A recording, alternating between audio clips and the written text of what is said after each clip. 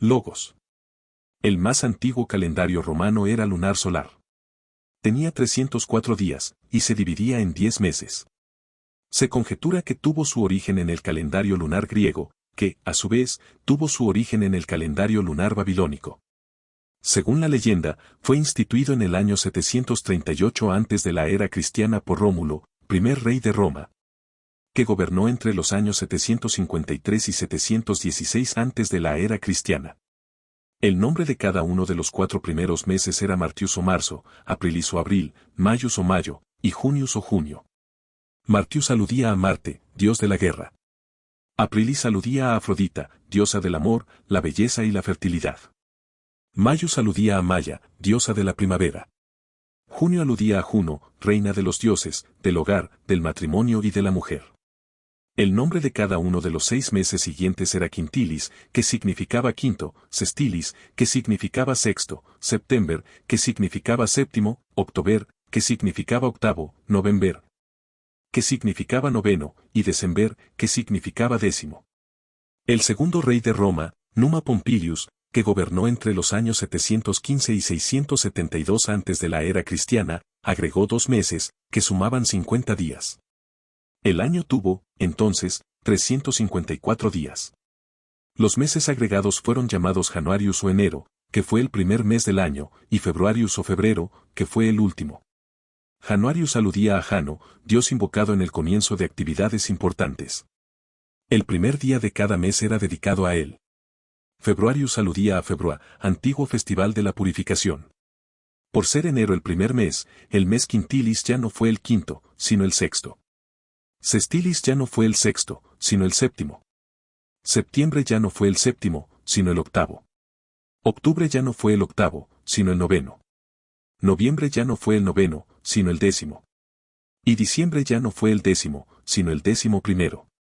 Febrero fue el segundo mes a partir del año 452 antes de la era cristiana. Entonces el mes Quintilis ya no fue el sexto, sino el séptimo. Sestilis ya no fue el séptimo, sino el octavo. Septiembre ya no fue el octavo mes, sino el noveno. Octubre ya no fue el noveno, sino el décimo.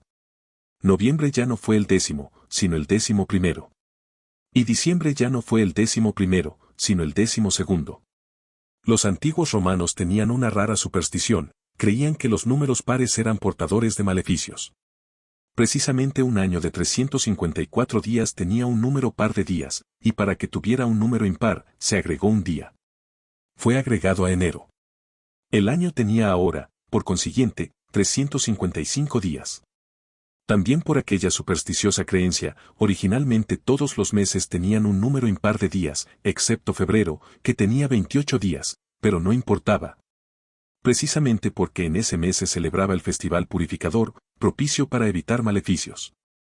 Los meses marzo, mayo, julio y octubre tenían, cada uno, 31 días. Enero, abril, junio, agosto, septiembre, noviembre y diciembre tenían, cada uno, 29 días.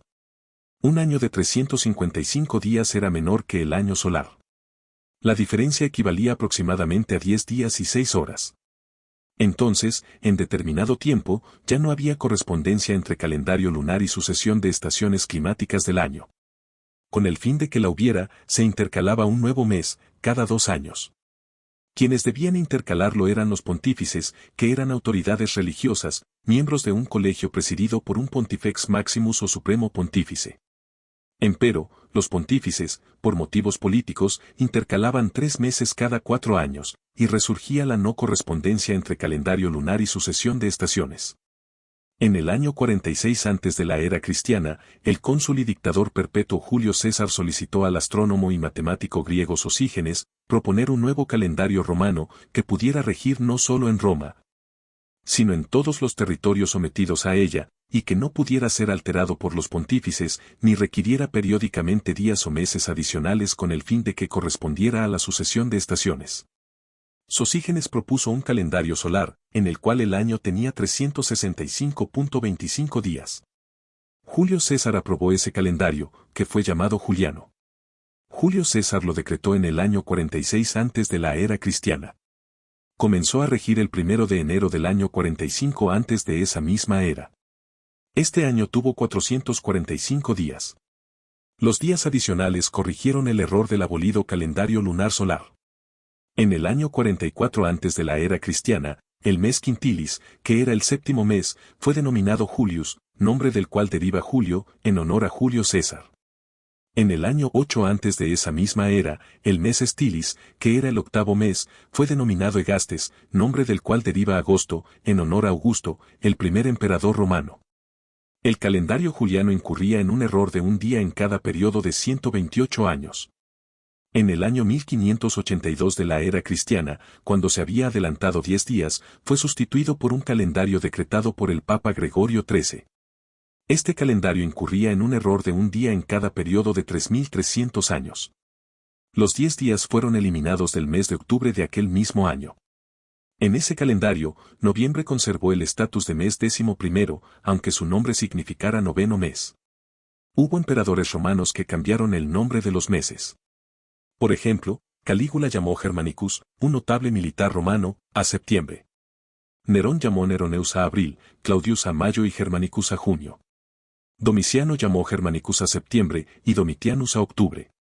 Finalmente prevaleció el nombre original de los meses, Januarius o enero, Februarius o febrero, Martius o marzo, Aprilis o abril, Maius o mayo, Junius o junio, Julius o julio, Egastes o agosto, September o septiembre, October o octubre, November o noviembre, y December y diciembre.